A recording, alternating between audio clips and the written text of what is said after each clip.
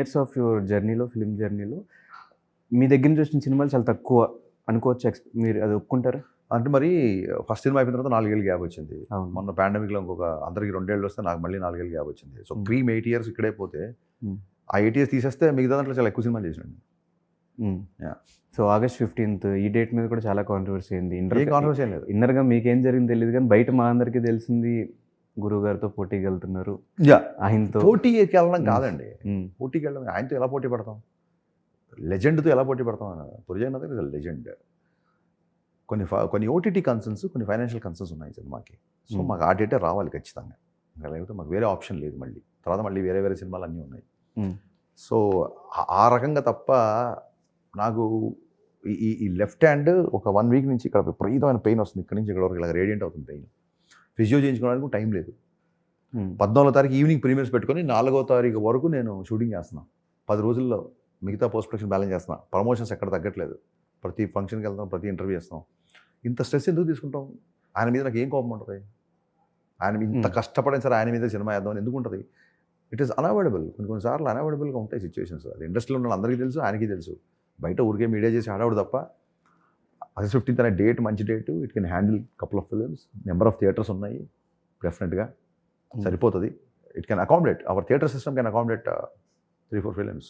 But Charmi గారు ఎందుకు unfollow చేశారు హరీష్? ఏమంటే ఆవిడ ఎందుకు చేశారని చెప్పి ఆవిడ అడగల, ఎందుకు చేస్తారు? డెఫినెట్గా ఇరిటేషన్ వచ్చింటుంది ఆవిడకి. ఆవిడ పొజిషన్లో నేనున్నా కూడా అన్ఫాలో చేసి ఉన్నాను, తెలీదు. అరే మనం ముందు ఏదో చేస్తే మళ్ళీ ఈ సినిమా ఏంటి మాకు మధ్యలో ఇరిటేషన్ ఎవరికైనా ఉంటుంది. ఇరిటేషన్ అందులో తప్పే ఉందండి. సోషల్ మీడియాలో మీరు ఎవరిని ఫాలో అవ్వాలి, ఫాలో అవ్వకూడదు మీరే చెప్తుంటే ఎలాగా? వాళ్ళ ఇష్టం, తప్పే ఉంది. ఆవిడ ఇష్టం. నేను ఆవిడనే తప్పుపడ్డాను. Which is a nice lady. నేను బాంబేకి వెళ్ళినప్పుడు చార్మి గారిని, పూరి గారిని కలిసాను గతంలో 2 సార్లు. చాలా బాగా రిసీవ్ చేసుకుంటారు. రిలీజ్లప్పుడు ఇరిటేషన్ అప్పుడు ఇంకా ఉంటుంది ఇరిటేషన్. దానికి అది సహజం, మానవ సహజం, అది అందులో తప్పలేదు. సో మీకు ఎలా అనిపించింది డబుల్ స్మార్ట్ ట్రైలర్? ఇద్దరిపోయిన ట్వీట్ చేసి చూడలేదా? చూసారు. మళ్ళీ చూసిన తర్వాత ఎలా అడుగుతాం? అంటే మేము ట్వీట్ చేయడం చూశాను, మీరు మీ ఎక్స్ప్రెషన్తో మీరు చెప్పారు. రామ్ మామూలు బండిల్ ఆఫ్ ఎనర్జీ ఉంటుంది. పూరి గారికి ఒక క్యారెక్టరేషన్ స్ట్రీక్ ఉంటుంది. వీళ్ళిద్దరు కలిసారంటే అదిరిపోద్ది. స్మార్ట్ శంకర్, డబుల్ స్మార్ట్ కూడా బ్లాక్ బస్టర్ మనస్ఫూర్తి కోరుకుంటున్నాను. అండ్ నాకు మీ సినిమాలో గదలగొండ గణేష్లో అప్పటి వరకు వెయిట్ చేసిన ఒక పర్సన్ డైరెక్టర్ అవ్వాలని అవ్వలేక ఉండిపోయిన పర్సన్ అలా వచ్చి చేతిలో మైక్ పట్టుకుని యాక్షన్ అని చెప్పే సీన్ నాకు one of the favourite scenes నాకు మీ డైరెక్షన్లో. Thank you. So me first time మీరు షాక్ సినిమాకి మీరు యాక్షన్ చెప్పిన సీన్ గుర్తుందా? ఆ ఎక్స్పీరియన్స్ గుర్తుందా? Yeah of course. 1 back shot of Ravi అన్నయ్య 40 feet క్రెయిన్లో తీసిన 1 బ్యాక్ షాట్ లైఫ్లో ఎప్పటికీ మర్చిపోయినా ఫస్ట్ షాట్. బట్ మరీ తనిఖీల బరిలాగా ఏడ్చేయలేదు, కానీ అందులో వర్క్ టెన్షన్లో ఉన్నాం కాబట్టి. బట్ దట్స్ ఆ షాట్ నాకు ఇప్పటికీ గుర్తుంది. అమీర్పేట దగ్గర ఒక అపార్ట్మెంట్లో తీసాము. బట్ అంతకంటే ముందే మా గురుగారు రవిరాజ్ శెట్టి గారు ఏమైనా బ్యాలెన్స్ షాట్లు ఉంటే ఆయన క్లోజప్పే కదా, ఇది క్రౌడ్ షాట్ కదా, తీసేయి అని చెప్పేవాళ్ళు. సో యాక్షన్ అంతకుముందు చాలాసార్లు చెప్పాము. బట్ యాజ్ డైరెక్టర్గా మన సినిమాకి మనం చెప్పడం అనేది ఇట్స్ గ్రేట్ ఫీలింగ్. సో మీలో డైరెక్టర్తో పాటు యాక్టింగ్ ఎబిలిటీస్ కూడా ఉన్నాయి అనేది నా ఒపీనియన్. నేను ఒకసారి మీరు అనిల్ రావుపూడి గారు కలిసి ఒక స్కిట్ చేసినప్పుడు చాలా న్యాచురల్గా అనిపించింది మీ ఇద్దరు ఆ స్కిట్లో యాక్ట్ చేసినప్పుడు. ఫ్యూచర్లో ఎప్పుడైనా సినిమాలో యాక్టింగ్ ఏదైనా ఒక ఇంపార్టెంట్ రోల్లో కనిపించే ఛాన్సెస్ ఏమైనా ఉన్నాయా? మంచి డైరెక్టర్ అయ్యి సినిమా తీస్తే పిలువు, వచ్చి ఆడిషన్ చేసి లేదు సార్, మీ డైరెక్షన్లో మీరు ఏమన్నా? నా డైరెక్షన్లో నేను 2 days పనిలో ఒకటి స్ట్రెస్ అయిపోతుంది. ఎవరన్నా డైరెక్టర్లు పిలిచి ఈ క్యారెక్టర్ మీరు బాగుంటారండి అంటే ఖచ్చితంగా ఆడిషన్కి వెళ్తాను. Why not? సినిమాకి సంబంధించిన ఏదైనా ఇష్టమే నాకు. ఆఫ్టర్ డైరెక్షన్ ముందు కూడా ఒక అరొకర సినిమాల్లో చిన్న చిన్న క్యారెక్టర్స్ అక్కడక్కడ కనిపిస్తాయి. అప్పుడు అసిస్టెంట్ డైరెక్టర్ ఉన్నప్పుడు ఆ బాధ్యతలు మన మీదే ఉంటాయి కాబట్టి ఎవరు దొరకకపోతే నేనే చేశాను అన్న సందర్భాలు చేశాను తప్ప it's not keen on it. So ఇంకొద్దరే ఇంకా డైరెక్షన్ మీరు కంప్లీట్గా. So what is your dream project or dream film అంటే? ఎవరితో? ఎస్ఆర్కే అంత చేయాలని డ్రీమ్స్ చెప్పడం తప్పే ఉంది. అవుతుంది అవ్వకపోతుంది, అది వేరే విషయం.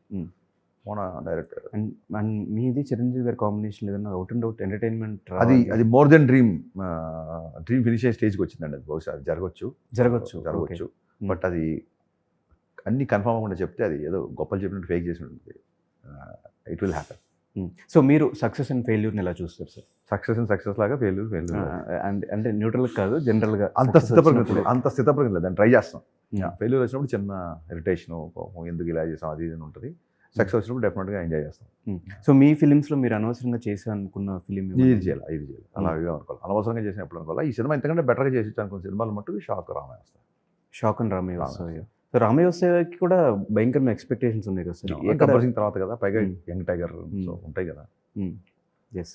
సో ఫైనల్గా మిస్టర్ బచ్చన్ అనే ఫిలిం ఆల్మోస్ట్ అందరం వెయిట్ చేస్తున్నాం. August 15th నేను ఎందుకు వెయిట్ చేస్తున్నా అంటే రీమేక్ని మీరు ఎలా తీయబోతున్నారు, ఎంత గ్రాండ్గా మాకు చూపించబోతుంది, ఎంత డిఫరెంట్గా ఉండబోతుంది అని చెప్పి నేను రైడ్ ఫిల్మ్ కూడా ఇంకా చూడలేదు. ఇది చూసిన కాదు కదా, మీరు తర్వాత అది చూస్తేనే నాకు చాలా ఆనందం. మీరు రైడ్ చూస్తేనే అరే ఈ సినిమాని ఇంత మార్చారా అని అర్థమయ్యి కొంచెం మీ దృష్టిలో నాకు కాస్త రెస్పెక్ట్ పెడుతుంది నా కోరిక. ఓకే. సో ఇది చూడకపోతే ఏమో అందులో ఉంది కాబట్టి ఇందులో తీసేయడం అనుకుంటారు. దయచేసి రైడ్ సినిమా చూడండి. అందరికీ చూసి చెప్తున్నారా? అందరికీ చెప్తున్నాను కెమెరా, దయచేసి మీరు రైడ్ సినిమా చూడండి, ఆ తర్వాత మిస్టర్ బచ్చన్ చూడండి, లేదా మిస్టర్ బచ్చన్ చూడండి ఆ తర్వాత రైడ్ చూడండి. Thank you so much sir మాకు ఈ టైం ఇచ్చినందుకు. డెఫినెట్గా థ్యాంక్ యూ. ఈ ఫిల్మ్ నుంచి I always enjoy your interview. I like your energy. Thank you. Your one of the guys I'm looking forward. లైఫ్లో చాలా మంచి పొజిషన్కి వెళ్దాం అనుకుంటున్నాను. Thank you, మరి sir. నీ Thank ఎయిమ్స్ you, ఏంటి, నీ గోల్స్ ఏంటి, నువ్వు ఏ డైరెక్షన్లో పనిచేస్తావు అది తెలియదు కానీ యా చాలా క్లారిటీ ఉంటుంది, చాలా అట్రాక్టివ్గా ఉంటావు, చాలా జనాల్ని చాలా ఈజీగా హ్యాండిల్ చేస్తావు.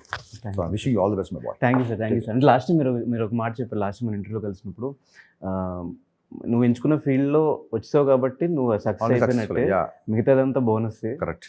ఎక్కువ ఆలోచించుకో, హ్యాపీగా లైఫ్ని లీడ్ అంతే చేయాలి. Happiness is key to the uh success. Philosophy నేను ఫాలో అవుతాను సార్.